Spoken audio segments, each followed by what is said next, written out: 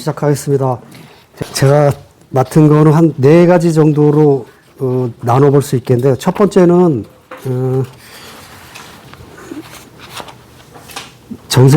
세계 정세에 관한 내용이죠. 세계 정세에 관한 것과 더불어서 최근에 그 관세와 관련된 그런 한국 정세까지 해서 9페이지까지 있고요. 그 다음에 이재명 정부에 대한 평가는 이건 국내 정세라고 볼 수 있겠고요. 10페이지부터.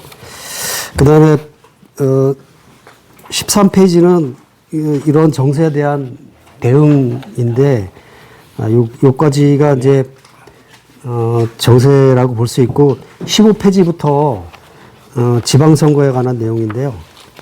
지방선거에 관한 내용은 뭐 여러 가지 여론조사나 이런 각 당의 전략이라든가 이런 거 분석하고 마지막으로 제가 하고 싶은 얘기를 하는 방식으로 그렇게 문서를 꾸며봤습니다. 일단 세계 정서를 먼저 말씀드리면 이제 아무래도 현재 그 세계 정세의 가장 주된 행위자는 트럼프이기 때문에 트럼프가 도대체 무엇을 하고자 하는 것인가에 대해서 좀 썼고요. 그렇지만은 한계가 있을 것이다. 그것은 왜냐하면 미국 자체 내부의 문제가 이게 표출된 것이고 그렇기 때문에 미국 내부의 문제가 해결되지 않으면 결국은 크게 바뀌는 게 없을 것이다 라는 내용인데 그건 뭐냐면 미국 내부에 뒤에도 잠깐 얘기하겠지만 미국 내부의 어떤 계급적 모순을 미국 정치는 그거에 대해서 본격적으로 해소하려고 노력하는 모습이 없죠. 미국 정치 자체가. 그 선거의 이슈도 보면 뭐 각종 그 문화 전쟁이라고 할 수 있는 뭐 임신 중지율 문제라든가 뭐 이런 다양한 그 다른 나라에 볼 수 없는 특이한 쟁점들이 많은데 이것들이 그 종교적인 문제라든가 뭐 성적인 문제라든가 이런 다양한 문화 전쟁을 할 수 있는 그런 것들로 정치가 이루어져 있지 그 내부의 어떤 경제적인 문제라든가 계급적 모순을 해결하는 것들에 대한 정치는 없거든요. 결국은 이거를 통해서 지배계급이 자기들의 지배 권력을 그 온전시키는 그런 방식의 미국 정치고 더군다나 최근에 신자유주의 금융화를 통해서 미국 내부 자체가 공급망 그러니까 산업 역량이 완전히 후퇴한 거죠. 이런 상황에서 그 트럼프의 등장 자체는 그 일정 정도 그런 모순들을 반영한 그러니까 산업자본의 반영이라고 볼 수도 있고 하여튼 여러 가지 그 패권의 추락을 막아보려고 하지만 그 트럼프 1기와 2기의 결정적인 차이는 그 바이든 정권을 거치면서 미국 패권이 결정적으로 상당히 특히 우크라이나 전쟁을 통해서 약화됐다는 점이고 그래서 이 트럼프 집권을 하고 새로운 시도를 하고 있지만 상당한 한계가 있을 것이다라는 것이고요. 그 다음에 이제 그 트럼프가 그 최근에 국가안보 전략을 통해서 도대체 세계 전략을 어떻게 재편하려고 하는 것인가에 대해서 밝히고 있지만 그것을 보면 첫 번째로 보면은 그러니까 종합적으로 평가하고 한다면은 이 국가안보 전략은 결국은 그 미국의 일극 패권이 무너진 현실을 어느 정도 인정했다고 봅니다. 그래서 그 서방구에 집중하겠다. 그 다음에 인도 태평양을 승부처로 보겠다. 뭐 이런 표현들이 나오는데 그런 것들이 일정 정도 후퇴를 하고 역량을 보존하면서 중국을 능가할 수 있는 실력을 기를 때까지 그 남미에 집중해서 몰로주의를 부활해서 남미에 집중하고 그러면서 중국과의 관계를 관리하겠다 이런 국가안보 전략을 발표를 했는데 그 구체적으로 보면 유럽에 대해서는 그 실망감과 함께 충고를 하면서 유럽의 중요성이 확 줄었죠. 그 다음에 남미 같은 경우는 자기의 안방으로서 그 패권을 굳건하게 하는 기반으로 삼겠다는 뜻을 나타내고 있고, 인도태평양에서는 여기가 결국은 관건이라고 승부처라고 보고, 그래서 그동안에 그 실력을 기르겠다는 거죠. 그게 뭐냐면 공정무역이라든가 핵심 공급망과 연료에 대한 접근을 그 자기들의 질서에 따라서 추구하고, 그다음에 재산업화, 첨단산업 진입, 방위산업 부활, 에너지 지배, 달러 패권, 금융 지배, 이런 것들을 그동안에 만들어내겠다는 거죠. 그러면서도 그 예전에는 중국을 명백하게 적대 세력으로 보고 있었는데, 지금은 그 부분을 후퇴하고 있죠. 아직까지 자기가 적대하기에는 세력이 좀 약하다는 걸 인정하고 있다는 것으로 보고 있고요. 그렇다면 이제 과연 미국이 그 일국 패권을 포기한 것인가, 내지는 그 패권주의 전략을 포기한 것인가라고 보면 그렇지는 않습니다. 그렇지는 않은 게, 특히 몰로주의의 부활을 명백하게 추구하고 있고, 그리고 스스로가, 그러니까 거기에 있는 문구를 인용을 해보면, 우리는 세계에서 가장 강력하고 신뢰할 수 있으며 현대적인 핵 억지력과 미국 국민, 해외 자산, 미국 동맹국을 보호하기 위한 차세대 미사일 방어를 원한다라든지, 뭐 이런 표현이라든가, 지배적인 적의 출현을 방지하겠다. 그리고 불개입주의도 조건부로 선포하고 있고, 이런 측면에서 보면 패권주의를 폐기한 것이 아니라 동맹국의 부담을 전가하면서 그동안의 힘을 기르고 중국을 압도하겠다는, 여전히 패권주의 전략을 고수하고 있다는 거죠. 그런데 이거를 보면 또 이 미국 국가안보 전략이 그렇다고 해서 꼭 이렇게 믿을 만한 것 같지는 않습니다. 왜냐하면 이 트럼프라는 인물이 이 문서와 달리 행동하고 자기 스스로가 예측 불가능성을 자기의 장점으로 삼고 있는 사람이기 때문에, 이거는 일종의 자기 행동의 알리바이를 만들기 위한 것이지, 미국 그 NSS 전략을 이렇게 이거를 토대로 해서 대응 전략을 짰다가는 낭패를 당하기 십상이라는 그런 생각이 들고요. 어쨌든 그 나름의 전략의 일단을 볼 수 있다는 그런 측면이 있는 것 같습니다. 그리고 이제 세계의 정세에 있어서 몇 가지 그 중요한 흐름만 가지고 좀 판단을 해보면, 우크라이나 전쟁 같은 경우는 뭐 트럼프가 하루 만에 종전하겠다고 집권하면 하지만은 여전히 지금 해결되지 못하고 있죠. 결국은 뭐 전장에서, 우크라이나 전장은 전장에서 결론이 날 것이라고 보고, 그 결론은 지금 그 러시아가 전장을 압도하고 있기 때문에 러시아의 요구에 따라서 결론이 날 수밖에 없고, 그것은 러시아의 요구는 비군사화, 비나치화죠. 그러니까 우크라이나를 적어도 중립지대로 만들고 현재 집권 세력인 반데라주의자들을 축출시키겠다는 거죠. 이러한 요구가 관철되지 않으면, 그러니까 지금 그 서유럽의 지배블록이 계속 이 전쟁을 끌고 가고 있긴 하지만, 그것 때문에 장기화되고 있지만 결국은 그 방향으로 갈 수밖에 없을 것이라고 생각하고, 미국도 여기서 발을 빼고 있기 때문에 그런 방식으로 결론이 날 것이고, 이런 결론이 나면 현재 다극화 추세가 좀 더 이렇게 가속화되는 이런 결과로 나타날 것이라고 보고, 서아시아 정세에도 원래는 이제 트럼프가 바이든 이전에 아브라함 협정 통해서 상당한, 그러니까 이스라엘 중심의 그 중동 서아시아 정세를 안정시켰다고 생각했고, 그것을 자기의 외교적 성과라고 생각했는데 바이든이 이제 망쳤다고 생각하죠.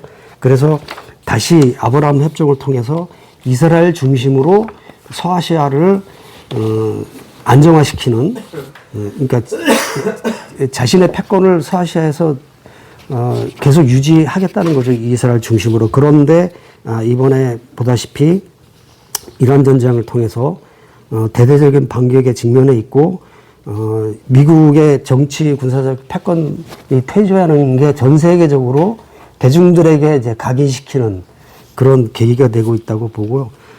그다음에 중국과의 관세 협상에서도 완전히 졌죠.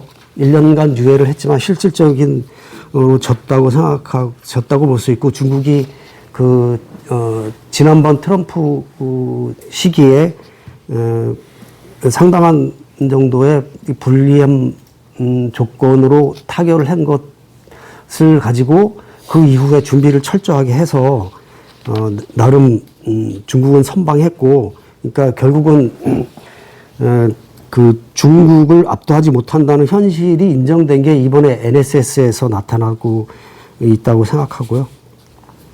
그러니까 결국은 이제 트럼프의 세계 전략은 이번에 이러한 전쟁에서 보듯이 제대로 이것을 추구하기 힘든 상황이고, 다극화 추세라고 할 수 있는 것들이 돌이킬 수 없는 이런 추세에 들어서고 있다는 것을 알 수 있겠고요. 그다음에 그 한반도에 미치는 영향이 어떨까, 트럼프 시대에 봤을 때 일단 조미 협상부터 보면, 조미 협상은 역시 트럼프 일기와는 전혀 다른 기반에 있다. 그것은 왜냐하면 조선의 정세가, 그러니까 조선이라는 국가의 상황이 너무 달라졌다는 거죠. 첫 번째로 얘기할 수 있는 거는 핵무력이 완성이 됐다는 것도 있지만, 우크라이나 전쟁과 최근에 미국의 그 패권 전략의 실패 등과 관련해서 그 조선이 한 30년 정도의 고립에서 탈피한 거죠. 그러니까 냉전이 해체되면서 남한 같은 경우는 러시아와 중국하고 수교했죠. 근데 조선 같은 경우 여전히 미국과 일본과 수교하지 못하고 고립돼 있는 상황이었고, 그다음에 경제적으로도 고난의 행군을 하면서 완전히 상당한 고립이었는데, 최근에 보다시피 러시아와 전략적 동맹 관계를 복구하고, 중국도 핵 문제에 대해서 문제 제기하지 않고, 이거를 고리로 해서 브릭스와의 접촉면을 넓히면서 완전하게 이제 어떤 사람들은 뭐 정상국가라고 표현하는데 고립해서 탈피할 수 있는 기회를 맞았고, 이렇기 때문에 조선으로서는 미국과 협상에서 크게 얻을 것이 없는 그런 상황이 되었기 때문에, 결국은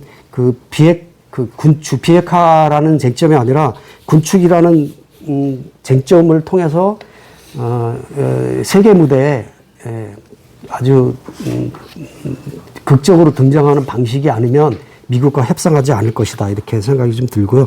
남북 관계는 민족 간의 관계에서 국가 대 국가의 관계로 선포를 했죠. 이거는 그동안에 하나의 민족이라는 것 때문에 통일에 연연한 게 족쇄를 적용하고 있다는 판단을 하고 있다고 생각합니다. 이게 남한 내에 민족주의 운동 진영 내에서 이게 전술적인 전환인가 전략적인 전환인가에 대해서 논쟁이 있었다고 생각하는데, 제가 보기에는 전략적인 전환이라고 봅니다. 그러니까 단순하게 정세가 변하면 다시 통일을 추구할 것으로 보이지 않습니다. 왜냐하면은 그동안에 선대의 김일성과 김정일 시대의 통일을 추구하는 결과 그것이 오히려 자기들의 발전에 족쇄를 적용했고, 차라리 그냥 각자 가자, 독립적인 국가로서 그냥 공존하자. 실제로는 그게 유엔에서 남북 동시 가입하면서 현실로서는 전쟁 분위기도 있었지만 실제로는 국제사회에서는 공존하고 있는 거고요. 적대적인 분위기이긴 하지만 전쟁이 없었다는 측면에서는 어떻게 보면 평화 공존하고 있는 겁니다. 그게 국가 전략으로 반영돼 있다고 보는 것이고, 그래서 제가 보기에는 되돌아가지 않을 것이다, 전략적인 전환이다라고 보고, 남한에서도 이것에 맞추어서, 그러니까 적대적인 공존이 아니라 평화적인 공존으로 갈 수 있도록 그렇게 국가 전략을 짜야 된다라고 생각합니다.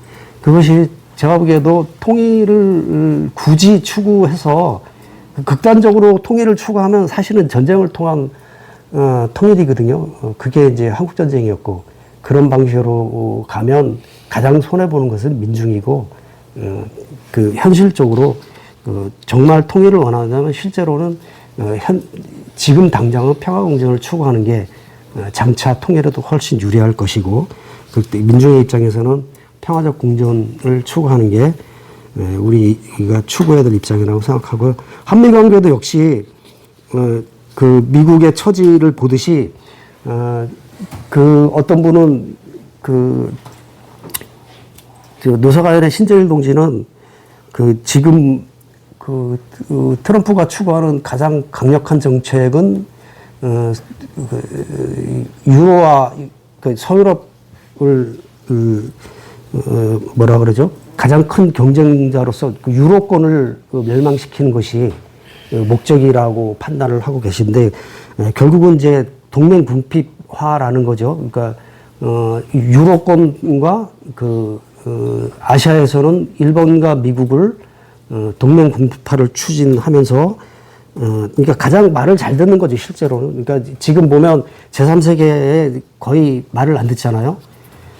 그러면 가장 말을 잘 듣고 그 미국의 논리가 관철되는 것이 동맹인데, 동맹 궁핍화를 통해서 지대를 추구하는 방식으로 그 한국에도 남한에도 이게 작용될 수밖에 없고, 그래서 이것에 대해서 잘 대처하는 것이 중요한데, 이 한미 관세 협상을 보면 뭐 처음에는 이재명 대통령이 일본 방식이 아니라 유럽연합 방식을 선호하겠다고 블룸버그와의 인터뷰에서 얘기했죠. 뭐 여기서 일본 방식이라는 거는 유럽연합 방식부터 얘기하면, 유럽연합은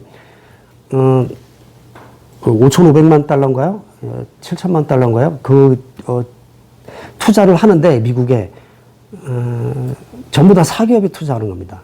유럽연합에서 보증을 하지 않습니다. 그 유럽연합 자체 구조 자체로도 하나의 국가가 보증할 수 있는 구조도 아니고, EU 자체가 그 정도 결속력이 있는 것도 아니고, 그리고 애초에 이들은 그 미국의 논리를 수용하지 않았고, 그래서 6천억 달러인가 그렇죠. 6천억 달러를 전부 사기업이 투자하는 것이고, 그리고 그것에서 정부 보증을 하지 않기 때문에 투자를 하면 하는 거고 말만 많은 것이다. 그러니까 구두선에서 약속을 한 것이거든요. 그런데 이때 당시에 일본 방식은 뭐였냐면 정부가 보증한다. 그러니까 기업이 투자하고 정부가 보증한다라는 방식이었거든요. 그런데 지금 결과적으로 협상을 하고 MOU 체결한 것을 보면 정부가 보증한 것은 5에서 10%고 일본의 재벌들이 투자합니다. 재벌들이 투자하는 방식으로 결론이 났는데, 한국의 방식은 가장 최악의 방식으로 결론이 났습니다. 뭐냐면 잘 알다시피 외환보유고로 정부가 100% 보증하는 겁니다. 2천억 달러. 3,500달러, 그러니까 1,500달러는 조선업에 투자하는 건데 1,500달러를 제외하고 2천억의 전부를 정부에서 보증하는 겁니다. 외환보유고로. 그러니까 최악의 협상 결과죠. 그러니까 정부 보증을 한다는 건 뭐냐면 투자 실패를 국민 세금으로 메운다는 뜻입니다. 그러니까 일본과도 일본은 거의 유럽연합에 가까운 방식으로 체결한 것이고, 이게 결국은 가장 신자유주의 방식으로, 그러니까 특혜는 재벌이 얻고 손해는 민중에게 가는 이런 방식으로 규결된 것이고, 그런데 또 특이한 것은 제가 보기에는 미국에 투자하는 투자 분야가 보면 핵심 인프라입니다.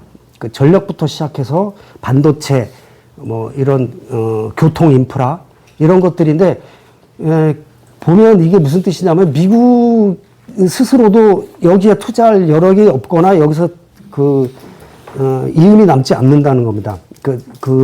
건축 역량 내지는 제조업 역량이 딸려서 이윤을 나오지 않기 때문에 투자하지 않는 것이고, 그래서 일본과 한국을 통해서 여기에 핵심 인프라에 투자를 하는 것인데, 제가 보기에는 이거는 조공 외교가 아니고 투자입니다. 일본 같은 경우는 왜 일본에서 이 투자를 결정했냐면 실제로는 일본 정부에서 일본 자본이 천문학적인 보유금을 쌓아놓고 투자를 하지 않고 있답니다. 그래서 그 국내 투자도 잘 안 되고 그래서 이 투자의 돌파구를 미국의 투자를 유도함으로써 나름의 돌파구를 찾고 있는 전략의 하나였다고 하는데 그래서 이것에 호응해서 일본의 자본이 한 90% 이상을 투자 약속을 했고 실제로 투자를 하고 있습니다. 근데 한국은 정부에서 전부 보증하죠. 그런데 똑같이 같은 그 핵심 인프라 분야가 거의 비슷합니다. 핵심 인프라 분야인데 재벌은 참여만 하는 거죠. 그런데 왜 참여를 했냐라고 봤을 때 실제로 보면 어느 정도 그 이윤이 남는다고 판단한 거로 저는 판단하고 있습니다. 왜냐하면 미국 자체의 이 인프라를 투자하고 성공시킬 만한 기술력과 그 다음에 임금 구조. 그러니까 한국의 저임금 기술 인력을 데려가면 성공할 수 있습니다. 근데 이게 불가능하기 때문에 그러니까 트럼프의 입장에서는 미국의 인력을 쓰고 싶어 하죠. 이제 그게 우리 연초에 터진 한국 인력에 대한 구금 사건이라고 생각하거든요. 여기에 즉각적으로 한국 자본이 굉장히 반발하면서 언론에서 한국에서 엄청 큰 문제가 됐는데 이거는 예년에 볼 수 없었던 반미적인 느낌까지 드는 그런 흐름이 생각하는데 제가 보기에는 한국 자본의 그 이해관계가 걸려있기 때문에 강력하게 이것에 대한 문제를 문제를 삼은 것 같고 왜냐하면 나름대로 기술력을 통해서 승부를 볼 수도 있지만 한국의 인력을 데려감으로써 거기서 이윤이 남지 않으면 한국 자본은 미국에 투자한 것이 이윤이 남지 않기 때문에 강력하게 한국 언론을 동원해서 반발했다고 생각이 들고 결국은 제가 보기에는 이 투자의 성공 여부는 좀 더 두고 봐야 된다. 그렇지만은 실패를 해도 재벌에게는 전혀 부담이 없다. 라는 것이고요. 결국은 이제 한미 관세 협상은 이런 방식으로 귀결됐고 그 다음에 군사 분야에서도 다 수용했죠. 미국이 주장하는 동맹 현대화부터 시작해서 그 다음에 예를 들어서 항해의 자유라든가 이런 대만 해협과 관련된 이런 표현도 다 수용하고 대미 추종하는 이런 것들 전략적 유효나 이런 것들도 조건을 달긴 했지만 다 수용했고 미국의 전략에 추종하는 이런 모습을 보여줬고 결국은 이게 남북 관계에는 해결이 안 될 수밖에 없는 조건이라는 거죠. 이런 거로 보면 특히 이제 제가 주목했던 점은 한미 동맹 현대화 관련해서 9페이지입니다. 한미 동맹 현대화 관련해서 맨 밑에 보면 단서를 달았지만 모든 지역적 위협에 대응하기도 하겠다. 그러니까 이건 대만까지 협조를 하겠다는 거죠. 대만에서 어떤 사태가 일어나면 그 다음에 조선에 대해서 대량 살상 무기와 탄도미사일 프로그램의 포기를 촉구하고 조선민주주의인민공화국의 완전한 비핵화라는 표현을 수용했고 그 다음에 중국과 관련해서는 항해 및 상공 비행의 자유와 기타 합법적인 해양 이용을 옹호한다 이런 표현을 넣고 모든 국가의 해양 권리 주장은 국제해양법을 준수해야 한다 이런 표현 그 다음에 대만 해협의 평화와 안정 유지가 중요하다.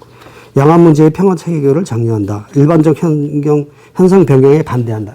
이게 완전히 미국에 추종하는 전략을 그대로 표현을 받아들였고, 그 다음에 여기에 더해서 이제 우라늄 농축이라든가 핵 추진 잠수함 이런 거를 성과로 내세우는데 이거 역시 중국과 조선의 반발을 사는 이런 외교 정책을 수용하게 된 거죠. 그러니까 결국은 남북 관계도 이재명 정부에서는 해결되기 힘들 것이다. 최근에 또 유엔 인권 결의안도 또 동참했죠. 해결되기 힘들 것이다라고 보고요. 이재명 정부에 대해서 이재명 정부의 국내 정치에 대해서는 국정과제를 보면 10페이지인데요. 전반적으로 성장 전략 중심입니다. 그러니까 국정과제 보고서가 나오기 전에도 이미 그 성장 보고서가 2개씩이나 나왔고요. 거기서 보면 주로 AI를 핵심으로 하는 성장 동력을 추구하고 있는데 뭐 여러 가지 뭐 모두의 성장이라든가 뭐 공정한 성장 뭐 이런 것이 그 기술주도 성장이라는 게 3가지 축으로 이야기하고 있지만 결국은 기술주도 성장이고요. 그리고 그러면 이 돈을 이 자금을 어디서 만들 것인가라는 거 보면 국민성장펀드라는 곳에서 충당하고 있습니다. 이게 뭐냐면 그러니까 문재인 정부에서는 그 소득주도 성장이라고 해서 국가 전략을 성장 전략을 그 소득주도라고 했을 때 여기에 노동 전략도 포함되는 겁니다. 그래서 이런 소득을 끌어올림으로써 국가의 성장을 추구하는 이런 전략을 추구하다가 한 2년 만에 폐기했죠. 그래서 초창기에는 뭐 최저임금도 인상하고 이랬었는데 그런데 이재명 정부는 노동당의 장혜경 정책위의장은 자산 기반 성장 전략이라고 표현하는데 뭐냐면 AI 성장을 뒷받침하기 위한 기금 조성을 어떻게 하냐면 국민 성장 전략으로 천조인가요? 천억인가요? 그거를 만들겠다고 하는데 그게 일종의 주주를 모으는 겁니다. 주주를 모으는 방식으로 해서 그 돈을 가지고 AI에 투자를 해서 그 성과를 주주들과 나누겠다는 방식이거든요. 전형적인 신자유주의적인 방식이고 그러니까 자산을 가진 사람들에게만 성장의 과실을 나눠주겠다는 겁니다. 엄청나게 후퇴한 방식의 성장 전략이고 얼마나 이 자본주의적인 방식의 신자유주의적인 방식의 정권인지를 이 성장 전략에서 드러내고 있고 조세 정책에서도 보면 부자 감세에 엄청나게 부자 감세를 해주고 배당소득 분리과세라든가 양도세 과세 대상을 대주주에 완화해 주든다든가 여러 가지 이 점에서 그 조세 정책을 취하는 것을 보면 정책위의장이 더불어민주당 정책위의장이 이렇게 얘기했죠. 언제부터인가 민주당은 종부세 내는 부동산 부자들을 주식 양도세를 내는 주식 부자들을 더 걱정하고 있다. 이렇게 스스로 비판할 정도로 세금 정책을 쓰고 있고요. 근데 반도체 특별법도 역시 그 관세 협상처럼 실제로 여기에 엄청나게 특혜를 주고 있죠. 반도체 기업에, 반도체 재벌에게 클러스터부터 시작해서 에너지 인프라 구축부터 시작해서 엄청난 특혜를 주고 그거에 비해서 환경 훼손과 그다음에 실패하긴 했지만은 거기에 노동법도 적용하려고 노동법도 적용 안 하려고 했었고 그다음에 그 지역 균형 발전에 역행할 뿐 아니라 송전탑이 지나가는 지역의 주민들에게는 엄청난 피해, 그 다음에 물과 전력, 이런 엄청난 피해와 그거에 반대되는 엄청난 혜택을 재벌에게 퍼붓고 있는 이런 방식의 전략을 취하고 있고, 노동정책도 립서비스는 엄청나게 하고 있죠. 김용훈 장관 보고 산재에 대해서 직을 걸라고 얘기했지만, 실제로는 산재에는 더 늘고 있다고 하잖아요. 얼마 전에 신문 보도에도 보면 결국은 비정규직과 그다음에 불법 하도급 이런 문제가 해결되지 않으면 산재는 해결되지 않습니다. 그렇지만은 이것에 대해서는 눈 감고 립서비스만 하고 있고 이런 방식의 노동정책을 취하고 있는데 실제로 국정과제에 보면 노동정책이 거의 없습니다. 그러니까 그냥 립서비스만 할 수밖에 없는 거고, 그렇고요. 그러니까 이재명 정부의 노동정책은 첫 번째로 노동정책 없음, 두 번째는 립서비스 수준의 기만이라고 정리하면 될 거라고 생각하고요. 그래서 이제 이런 것들을 종합해 봤을 때 결국은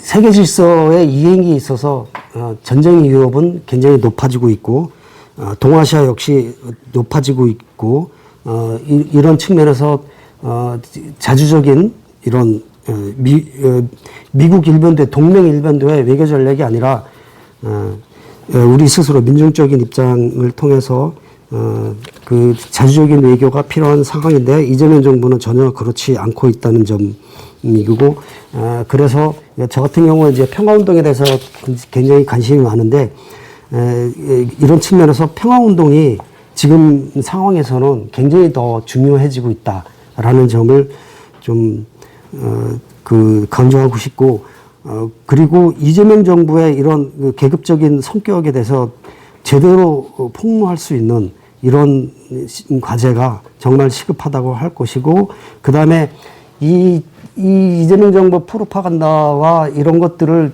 잘 제대로 민중들에게 설명해 주려면 어떻게 보면 우리 스스로도 그 지적인 싸움에서 지고 있는 거 아닌가라는 생각이 들고 폭넓고 다양하게 각종 계기를 통해서 계기를 대중들에게 정확하게 폭로할 수 있는 이런 힘을 길러야 된다고 생각이 들고요.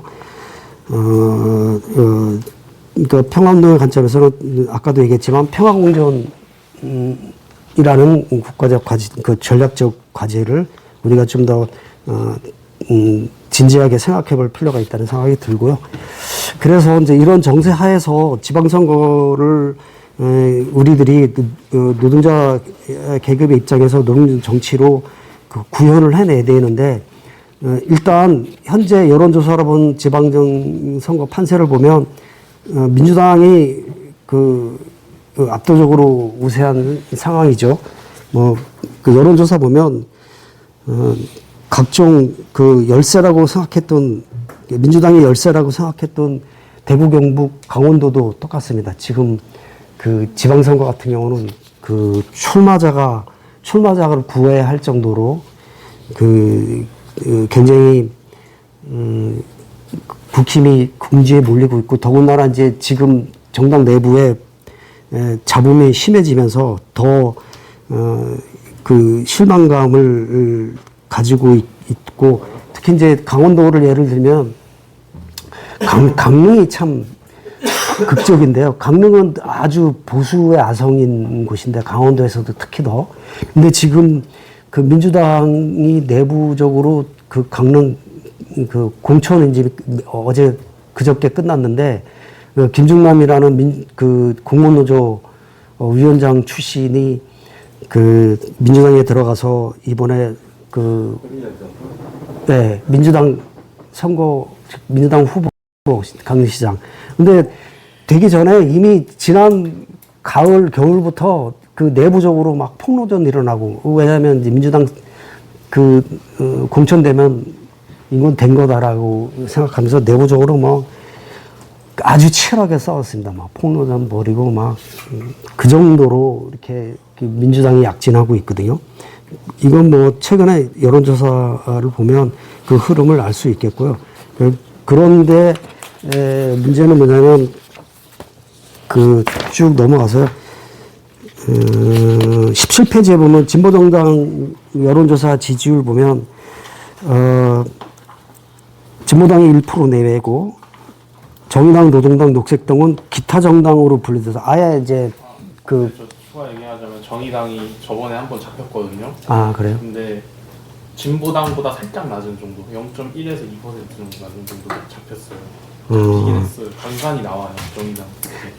아마 근데 대부분의 여론조사가 아예 항목을 기타 정당으로 아마 그렇게 잡으면 나올 수도 있겠다는 생각이 드는데 어쨌든 보면 합쳐서 1%에서 3.9% 미만으로 잡히고 있고 그런데 이제 이런 상황이고 조국혁신당 보면 2에서 5%, 개혁신당은 3, 4% 비슷한 수준에서 경합하고 있고 결국은 이제 이게 결국은 국힘이 죽을 쓰고 있다 하더라도 진보정당으로 이게 전혀 영향이 있지 않다는 걸 확인할 수 있고요. 이런 상황에서 진보정당 선거 전략 보면 정의당은 실제로는 이제 살아남는 그러니까 제도권에서 살아남는 게 어떻게 보면 일종의 숨어 있는 전략이라고 할 수 있고요. 전략적인 목표로 비례 3% 이상으로 제도 정당의 지위를 확보한다 뭐 이런 거라든가 그다음에 2028년 총선에서 독자적인 진보 정치 세력으로 원내 재진입을 하겠다 뭐 이런 거라든가 이런 거 보면 상당히 좀 위축된 상황에서 전략을 구사한다는 걸 알 수 있고 보면 광역비례의원 후보 전 선거구 출마시키겠다 주요 전략지역 광역시도지사 출마시키겠다 이런 거 하고 있지만 실제로는 기초 수준에서 그 내실을 다지는 그러니까 앞에 있는 뭐 광역비례 이거는 어느 정도 그러니까 뭐 겉으로 드러나는 전략이라 할 수 있고 전략 지역구라든가 그다음에 그 기초 의원 후보 당선을 실질적으로 목표로 하고 있고요. 이런 방침으로 선거를 구사하고 있고 노동당도 비슷합니다. 노동당도 상황은 그 전략적으로는 전략 지역구 공천이라든가 기초의원 중심으로 한다든가 이런 영향에 닿는 선에서 이렇게 구사하고 있으면 있다는 건 같지만 다른 것은 정세 진단으로서 지금은 체제 전환, 사회주의 정체를 그 부각시켜야 되고 이것을 대중들에게 알려야 될 때라고 생각하고 이것이 그러니까 그런 대한정당이 노동당이라는 것들을 알리고 싶어하는 이런 방침을 구사하고 있고요. 진보당은 뭐 잘 아다시피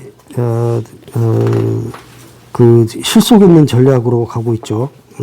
진보당의 존재 이유를 증명받고 그다음에 다음 총선에서 원내 교섭단체를 이루어서 수권정당으로 도약하는 가름대로 만들겠다. 뭐 내란 세력의 지역 기반을 무너뜨린 선거다. 이런 식으로 그 선거 의미를 잡고 있긴 한데 그리고 지지율 3%로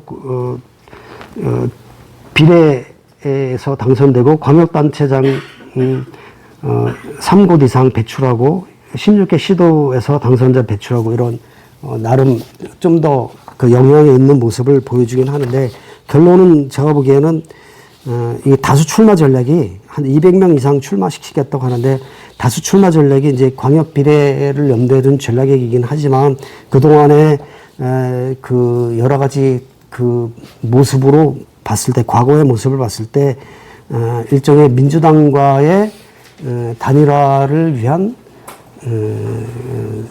후보 전술인 경우도 상당하죠.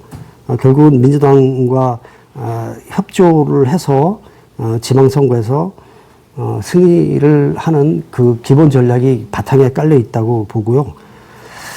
그 다음에 민주노총의 선거 방침을 보면 그 이번에 최근에 3월 19일에 중집에서 선거 방침을 결정하지 않겠다고 했습니다. 지난번 대선과 같이.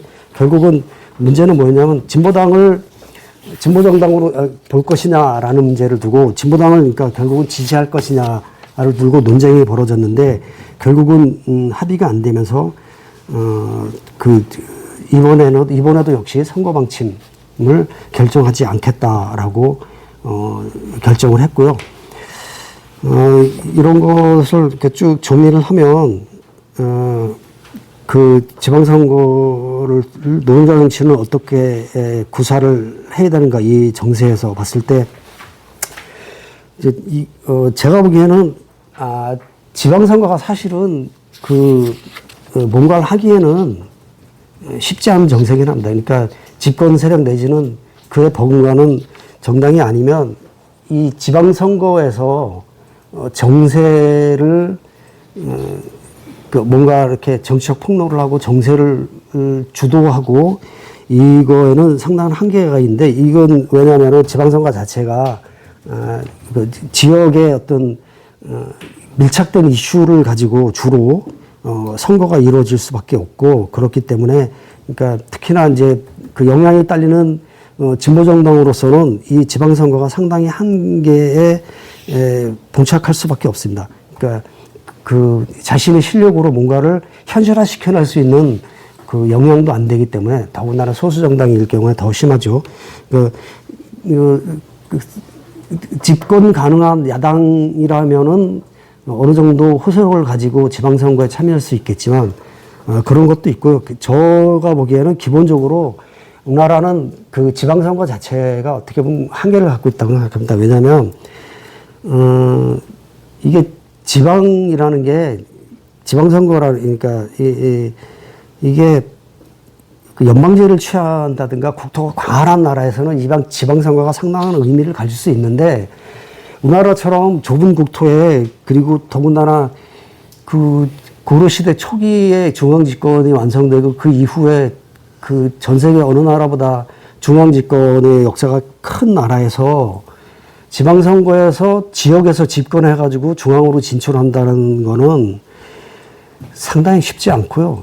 지금 그리고 더군다나 현재 정치의 게임의 룰 자체가 소선거구로 양당제에 최적화되어 있는 상황에서 이 정치적으로 진출하는 것 자체가 실제로 선거법뿐만 아니라 정당법, 그다음에 정치자금법 이런 거로 전반적인 정치 구조 자체가 봉쇄되어 있습니다. 진보 정당에.